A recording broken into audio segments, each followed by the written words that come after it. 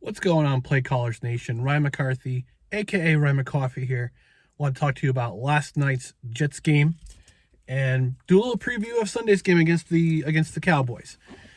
As you can tell, Jets Nation is in bittersweet. We all saw what happened on Monday Night Football. Aaron Rodgers, the fourth play from scrimmage. And unfortunately, he goes down with an injury.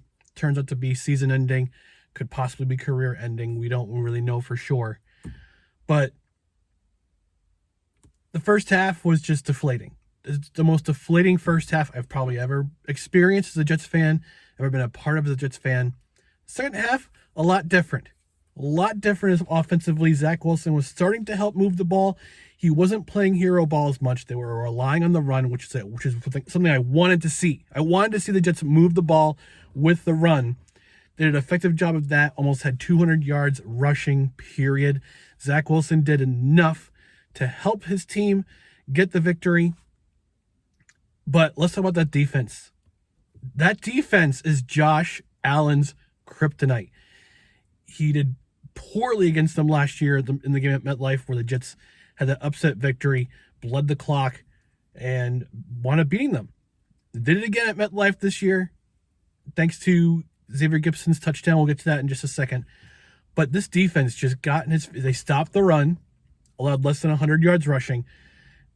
And once they stopped the run, they just got in Josh Allen's face, made him throw bad balls. Jordan Whitehead with 3 interceptions. That fumble that led to 3 points that got the Jets the lead. Unfortunately, it took Tyler Bass hitting that doink shot from 50 yards to force the game to overtime. That was when it was real. When it was real scary. And when scary in terms of this game could have gone either way. Jets defense forced that 3-and-out. And the special teams did the rest. Xavier Gipson, undrafted free agent tryout, gets the victory. 64-yard punt return.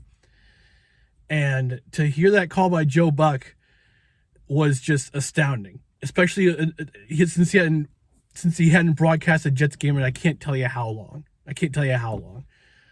But here we are. We are sitting at 1-0. The Jets are sitting at 1-0, being a divisional opponent. And coming into this, I thought to myself, okay, if they get to 3-3 by the break, they'll be in okay shape with Aaron Rodgers. Now they don't have Aaron Rodgers. They got to depend on Zach Wilson. We'll see if they bring in another veteran quarterback, whether by trade or by free agent. I think what the Jets are going to probably do is roll the dice with Zach Wilson. Again, the game plan is effectively run the ball and play great defense, and that's how they'll help Zach Wilson. Now Garrett Wilson, that's another story. What an amazing catch! Ball was thrown behind him.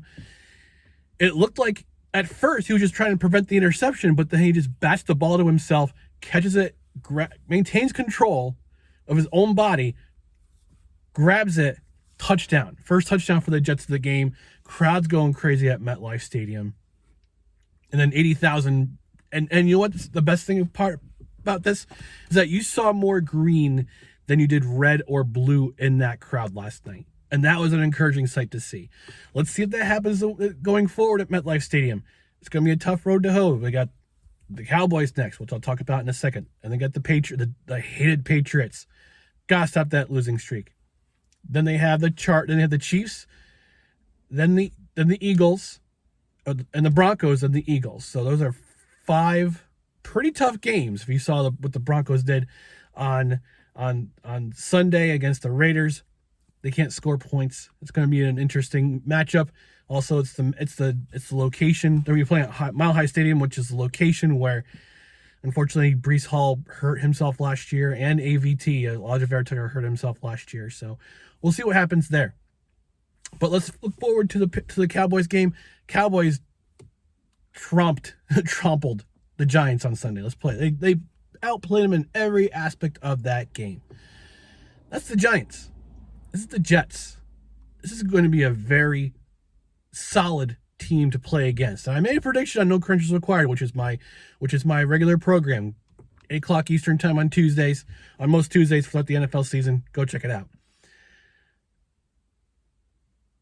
I said if the Jets forced at least one interception from Dak Prescott, what I'll do is that I will give $50 to his foundation. If he throws more than one, they get $50 for every interception he throws, because he predicted he would only throw 10 interceptions this year.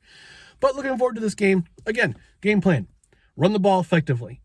Run it down the Cowboys' throats. That way they help Zach Wilson. Use play action pass. Make sure he gets it to Garrett Wilson. Gets it to Allen Lazard. Uses his tight ends. Play action. When they can establish the run, you can establish the pass. Defensively, keep doing what they're doing. Get after the quarterback. Get after Dak Prescott. Make him throw bad interceptions. Make him throw bad balls. Stop the run.